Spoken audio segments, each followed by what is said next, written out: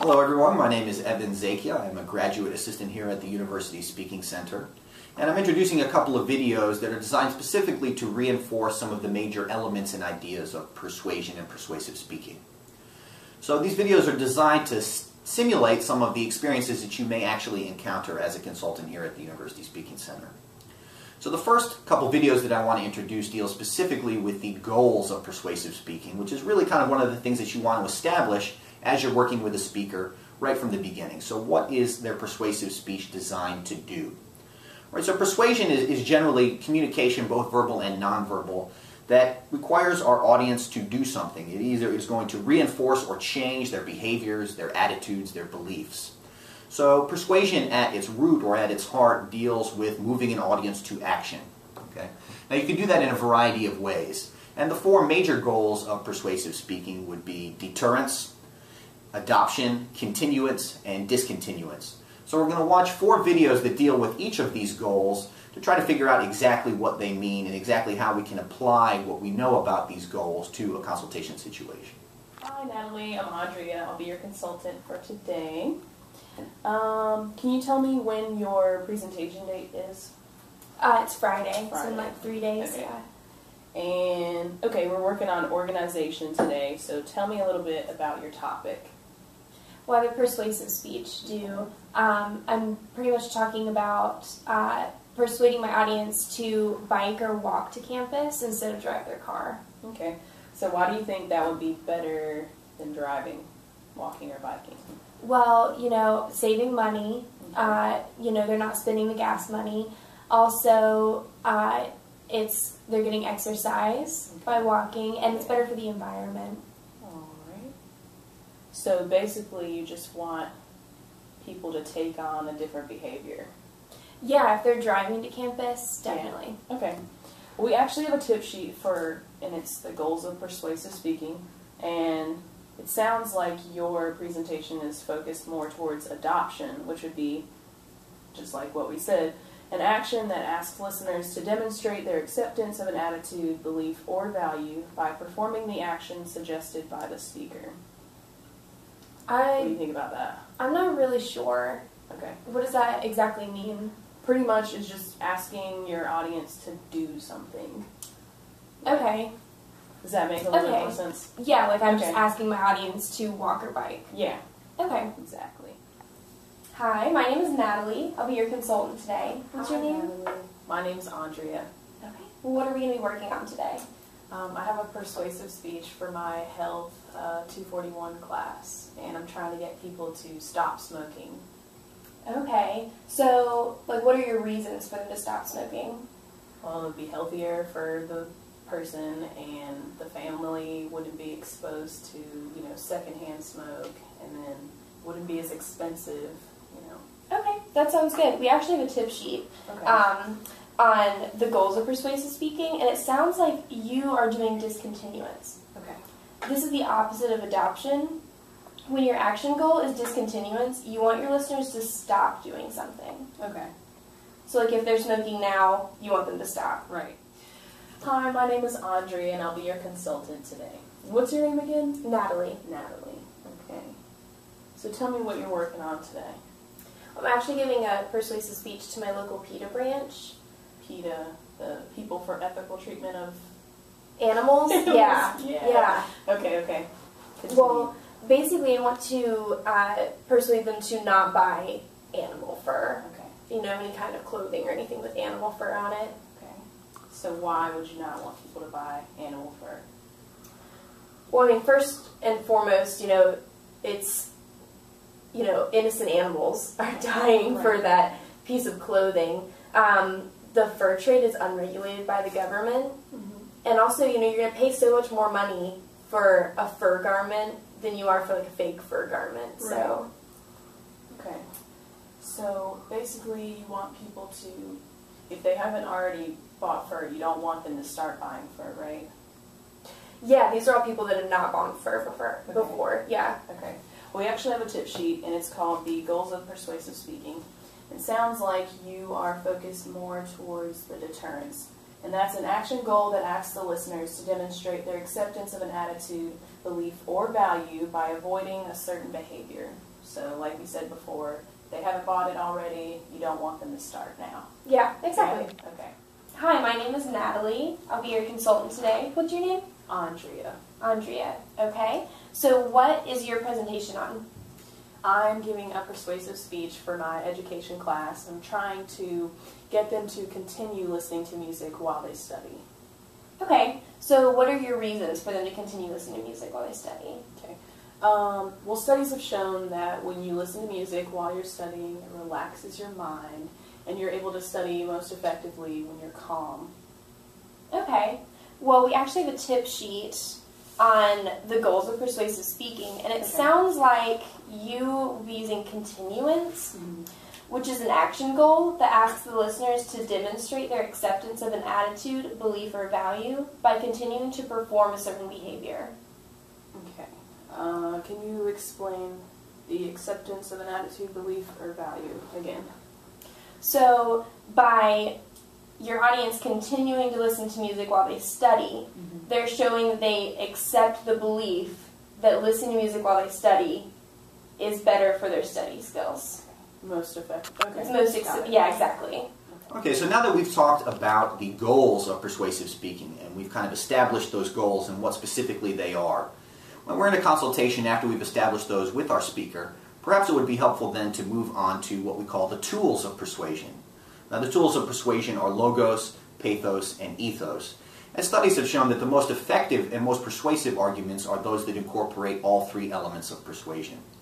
So we're going to watch a video now that deals specifically with these three tools, logos, pathos, and ethos, and we'll try to understand specifically what they mean and how we can apply them in a consultation situation. Hi, my name's Andrea. I'll be your consultant for today. And what's your name again? Natalie. Natalie. Okay. So tell me a little bit about what you're working on today. Well, I have a persuasive speech for my freshman seminar class. I was going to talk about joining an intramural sports team. Okay. So do you have any main points or anything? Do you have any research done? Yeah, I've done most of my research, and I have my main points. I was going to talk about how it gets students involved on campus, helps them stay physically fit, and how the intramural sports are really open to any athletic ability, so anyone can join them. Okay. Well, in order to have an effective persuasive speech, you want to incorporate all of the elements of persuasion. So that would be ethos, logos, and pathos. Okay. And these were originally developed by the Greek philosopher Aristotle. Oh, okay. Okay. So let's start off by talking about ethos. So this is just the credibility of you as a speaker. Okay, so what do you have in your main points that would let your audience know that you would be a reliable source? Well, I'm on an intramural flag football team myself, so I feel like I can kind of give the perspective of being on an intramural sport, like firsthand to the audience, yeah. Okay. So for your credibility, one thing that would make it even more effective is to use this in your introduction. Okay, so you establish it right away. Okay. Okay. So let's look at logos, and this is just the evidence that you have for your topic. So in your main points, what do you have to support these? Well, like talking about staying physically fit. Okay. I did a bunch of research, and I found several articles that talked about freshmen joining intramural sports teams and how it made it less likely they would gain the freshman 15. Okay. So where did you get this information? There were several articles. One was by Jones and Williamson. Okay. So an example you could use would be, so according to Jones and Williamson, students would, being a part of an intramural sport would help them to stay physically fit and not gain any weight as a freshman. Okay. Yeah. Okay. So let's move on to the last one. That's pathos. Okay, so this is basically appealing to your audience's emotion. Okay. So do you have anything? Maybe like appealing to my audience, want to get involved on campus. Right. I could talk about how being on the intramural sports teams is like being a part of a community that accepts you no matter what your athletic ability is. Okay.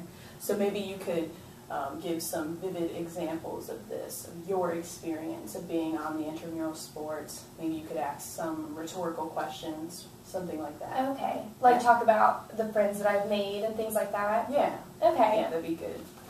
Okay, so like we said in the beginning, the best way to have an effective persuasive speech would be to include ethos, logos, and pathos. And these are all the elements of persuasion. Okay, so I should include all of them. Right. Okay, sounds good. Okay, so today we have talked about the goals of persuasive speaking. What exactly are we trying to get our audience to do? We've also talked about the tools of persuasion and how the most effective presentations incorporate all three: logos, pathos, and ethos. The next thing that I want to talk about is what we call speaking to persuade. So oftentimes when we are delivering a presentation, we are asking our audience to make some kind of judgment based on a question perhaps that we ask or a proposition that we deliver during the course of our persuasive speech. So generally we can break these down into three types of questions. Questions of values, questions of policy, and questions of fact. So the next three videos are going to deal with each of these types of questions and how perhaps we would go about not only teaching what those mean, but also how we would incorporate them in a consultation. Hi, my name is Andrea. I'll be your consultant today. What's your name again? My name's Natalie. Natalie. Okay. So what are we working on today?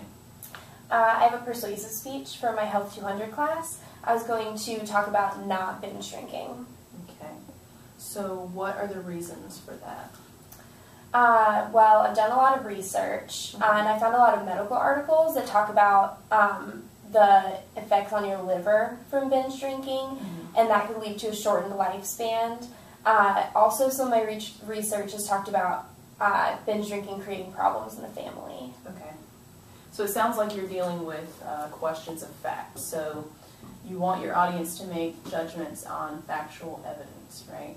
Yeah. So you want to give them something that they can look up, some sort of research that they won't be able to dispute. Like my medical evidence. Right. Okay. And this would be a good place for you to use maybe a verbal citation. So according to the research that you found, this is why you shouldn't engage in binge drinking, right?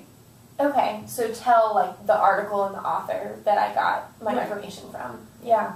So as long as your evidence is strong and factual, your audience will be more likely to be persuaded. Okay. Yeah, sounds good. I can do that. Hi, my name is Natalie. I'll be your consultant today. What's your name? Andrea. Andrea. Okay, it's nice to meet you. Nice to meet you too. What is your presentation on?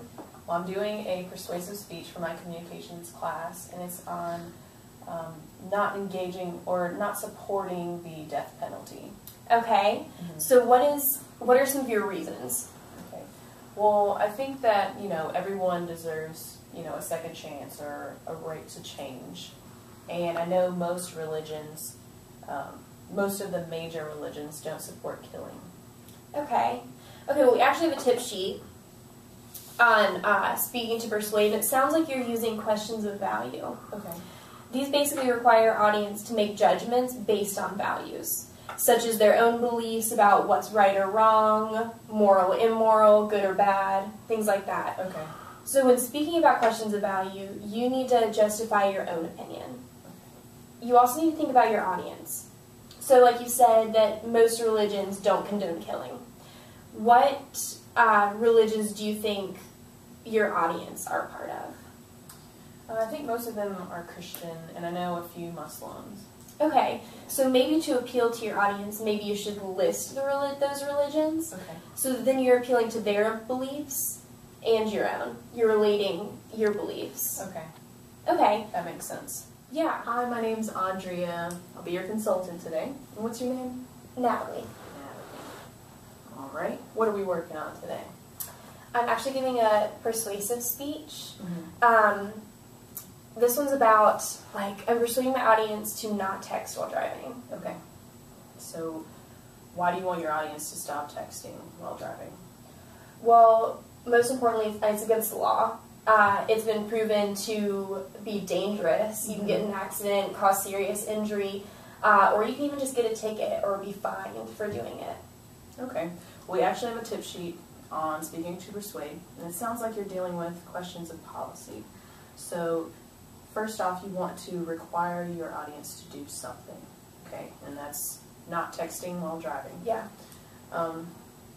Deal with specific courses of action, and you want to involve questions of fact, so give them some sort of research, something they can look up and they won't be able to dispute. So like you said, it's against the law.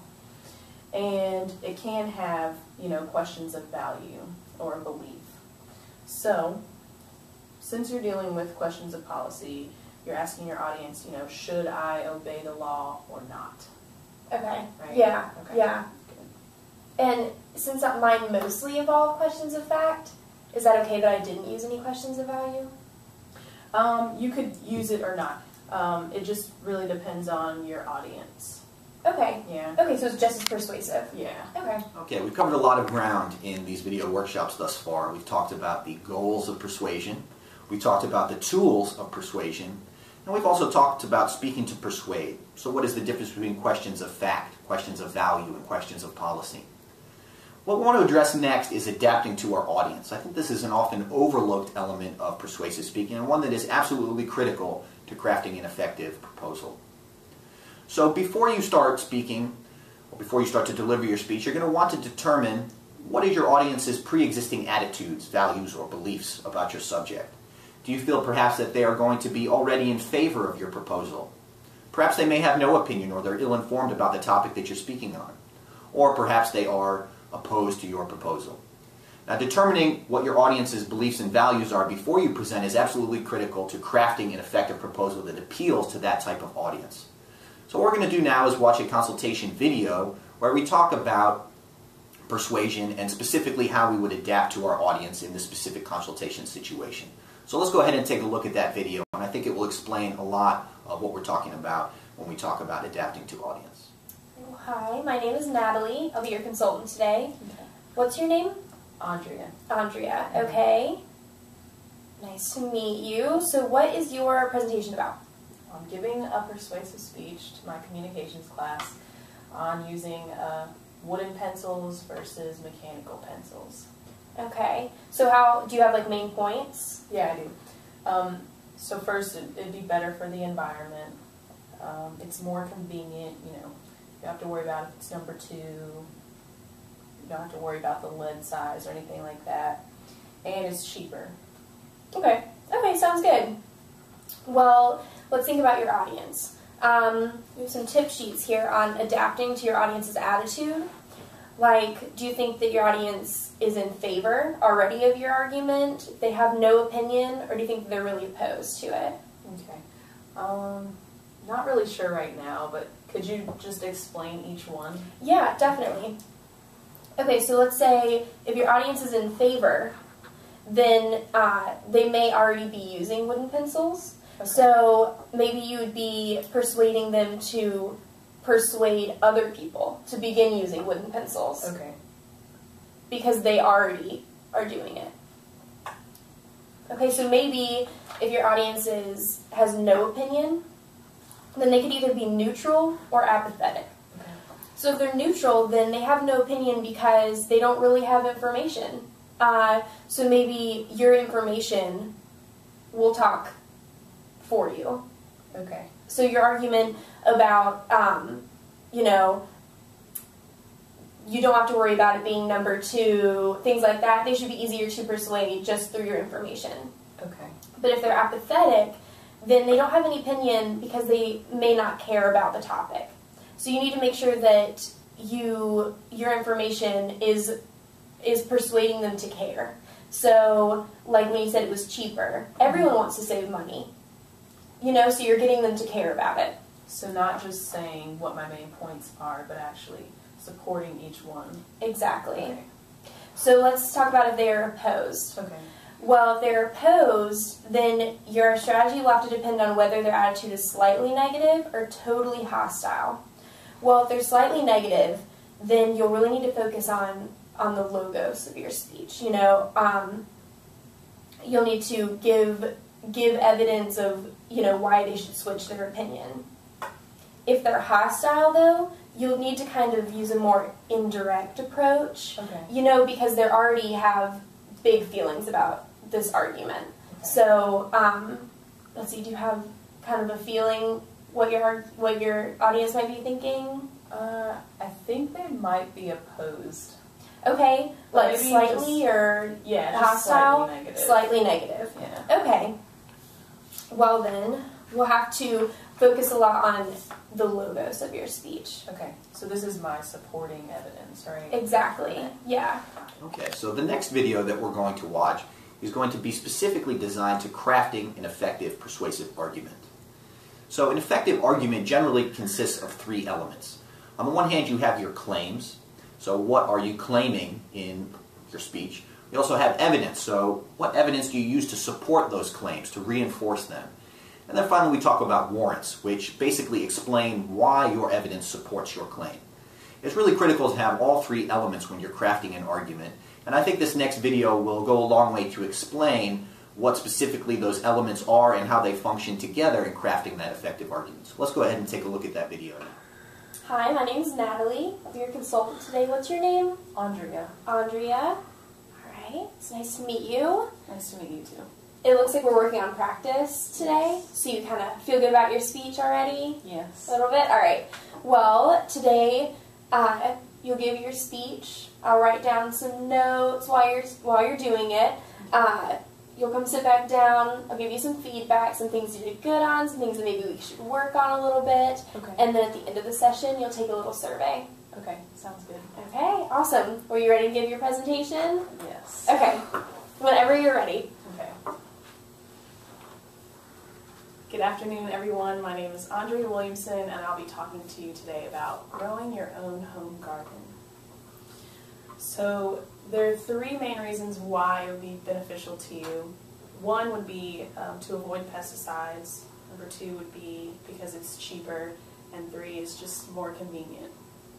So looking at the pesticides, most large gardening companies use pesticides to kill, the bugs and the weeds, so it won't affect their crops. For it to be cheaper, most organic vegetables cost more at the grocery store. So if you would grow your vegetables at home, it would be cheaper for you, and you would save gas. You wouldn't have to go to the grocery store every week. And for convenience, like I said, you could just grow them in your backyard. So in conclusion, growing a home garden would be beneficial to you because you would avoid pesticides, it would be cheaper and more convenient. Thank you. Okay, awesome. Alright. Well, I saw some really good things in your speech. Some things maybe we should work on a little bit. Okay. You had great vocal volume. You previewed your main point, so your introduction was good. You also told me when you were concluding. So there were some good parts in your speech. Okay. Maybe we should work on some organizational aspects to it, though. I think that I have this tip sheet that might be really helpful. Okay. This one's on presenting an argument. It talks about the claims, the evidence, and the warrants in your speech. So it looks like you have your claims down. These are basically the reasons why your argument is valid. Okay. So you talked about pesticides. You talked about how it would be cheaper to have your own home garden, and you talked about how convenient it would be. So, feel pretty good about the claims. Yeah. Now then we have evidence. This is basically what substantiates the claim. And you did talk about this, for example, when you talked about how it being cheaper, like how you would save money on not paying for gas, the seeds are cheaper, things like that. Okay. But when we look at warrants basically provide reasons that the evidence supports the claim. Okay. So, do you think you had any of that? Maybe. I don't know. How would I do that? Okay, well let's look at your claim of it being cheaper. Okay. Again, well, you talked about how organic vegetables cost more at the grocery store. Okay. So that's part of your evidence. So if the seeds, which is also some of your evidence, cost 1/3 of the vegetables in the grocery store, then it's cheaper for you to buy the seeds and have your own home garden Okay. than it is to purchase vegetables at the grocery store. And that proves that having your own home garden is cheaper. Do you know what I mean? So That's just more you proof. exactly you prove that your evidence works with your claim, Okay. why it's valid. So you need to go back through and make sure that you have warrants and evidence for all of your claims. Okay. Okay. This next series of videos is going to be designed to illustrate some of the logical fallacies that we may encounter during the course of listening to and watching speakers' presentations. Now, there are several different types of logical fallacies. There are reasoning-based fallacies, there are language use and grounding fallacies, and there are also audience-based fallacies. So there's a whole host of different types of fallacies that we may encounter, and it's going to be important to determine which category those fallacies fall under so that we can then hopefully catch them and point them out to our speakers. So this next series of videos is going to be designed to illustrate those types of fallacies, hopefully to explain them and to give us a little groundwork for being able to catch those fallacies during a consultation. So let's go ahead and take a look at these next three videos, and I think you'll see what I mean. Hi, my name is Natalie. I'll be your consultant today. What's your name? My name is Taylor. Taylor. Okay. Well, nice to meet you. Nice to meet you too. What are we working on today? I have a persuasive speech for my CST 105 class. I am going to persuade my class to know that dogs are better than cats. Okay. Alright, so what's your evidence? I got some good stuff. So, first of all, I was thinking about starting off this speech saying, like, owning a cat is like setting off a bomb in your house. And then from there, I was going to bring in my grandmother, because my grandmother just recently got a cat because she's been lonely lately. She's one of those ladies. And she's been really stressed, and let's see, she's cleaning a lot after the cat and like becoming broke, just taking care of the cat's needs and everything. It's just not healthy for her. And then finally, like, I'm going to like wrap it up with a very broad conclusion that like everyone I know who has a cat is depressed. So overall, dogs are just the better choice. Okay. Okay. Well, let's take a look at your evidence really quick. I have this tip sheet called reasoning-based logical fallacies. It seems like you may have used some of those in your evidence. Like when you talk about setting off a bomb in your house is the equivalent of having a cat. I think that's probably a false analogy. You're comparing two things that are not alike at all, a bomb and a cat. You know what I mean? So maybe if you say, I think you should elaborate a little bit more. Like cats can be really messy, things like that. Not necessarily a bomb. You know what I mean? Okay, so your second thing that you were talking about, My grandma. yeah, being stressed and broke, that might be a hasty generalization. Like you're drawing a conclusion based on only your grandmother's experiences with a cat. So maybe not everyone who has a cat is broke or stressed, things like that. The cat maybe wasn't the only factor. So maybe if you had some statistics, like, Gotcha. you know, that talked about how stressed people were that had because of their cats, things like that, that might make it, you know, more convincing. What if I found more cases like my grandma as well? So it's Okay. just not her story. So several cases. Yeah. If you, as long as it's, you know, you need more than one, more than just a few. Gotcha. Okay. And also, you talked about everyone you know who has a cat is depressed. Well, I think that's probably using the single cause. You're attributing only one cause to a complex problem. So, like, depression is caused by so many things, not necessarily just cats. Yeah. You know, it's just such a deep thing. I don't think you can really just associate it with cats. Gotcha. So maybe we should look back. And I have another tip sheet that might help us some. This one is on giving good reasons and evidence. So if we look at the evidence portion, make sure that the sources where you're getting your evidence, that they're credible. You need to make sure that they're things that your audience can go and look up and trust. You know? Also, is your evidence recent? So is it still, you don't want it to be outdated. You want it to be recent and reliable. Thirdly, is the evidence relevant? So, you know, like with kind of like the bomb and the cat, make sure that it relates all, you know, all to your argument, supports your argument. Huh. Okay. Do you think we can rearrange your evidence to... Yeah, absolutely. Okay. Thank you for your help. Yeah. Hi, my name is Natalie.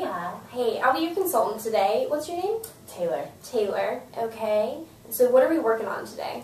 I have a persuasive speech coming up for my communications class, and I'm going to persuade my class to vote. They should all take advantage of their right to vote. Okay, awesome. Do you have some main points down or some evidence? Yes, I got 3 good ones. Okay, so within my research, I saw the word suffrage. And my first main point is, like, why would we want to expand suffrage? Let's expand the right to vote, because why do we want to expand suffering? I just don't understand that.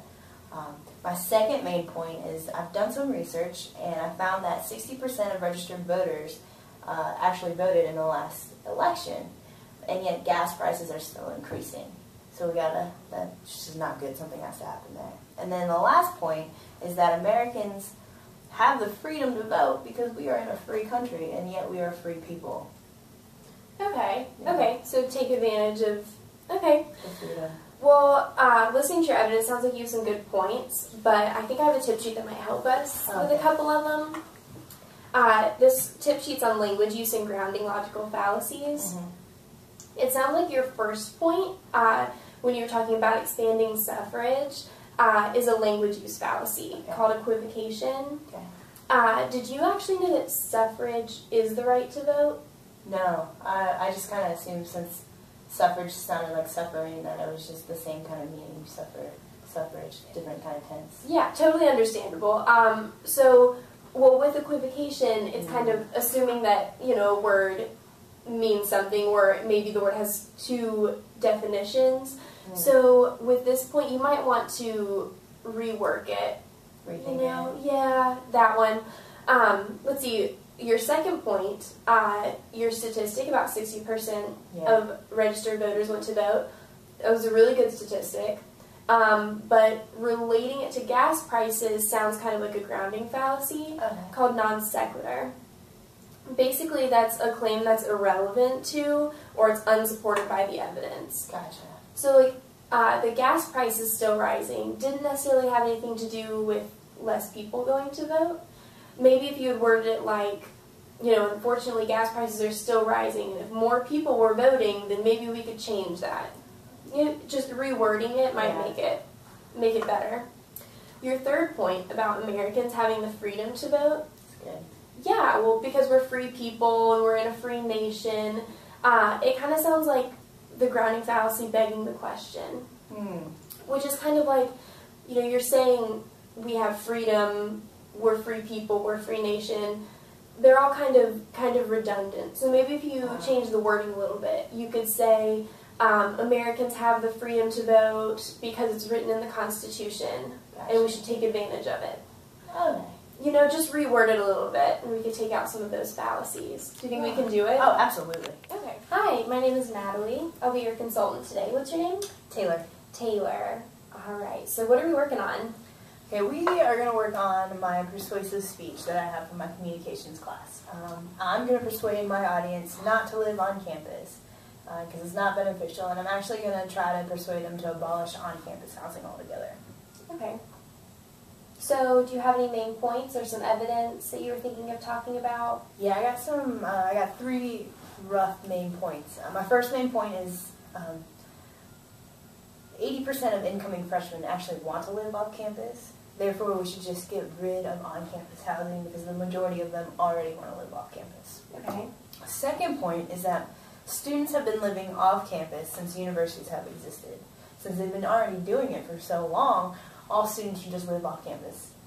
And my third point is that there are no studies that show it is financially beneficial to live on campus. Therefore, it is cheaper to live off campus. Okay. Well, I think that I have a tip sheet that might help us with some of your evidence. So this is the tip sheet on audience-based logical fallacies. I think that I heard you use a couple of them. Let's see, with your first point. Use a statistic about 80% of incoming freshmen preferring to live off campus. I think that's an ad populum.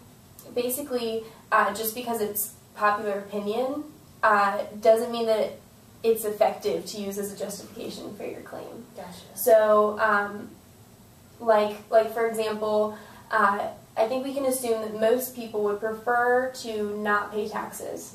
It's probably a popular belief. But if no one did pay taxes, then how would we sustain the government?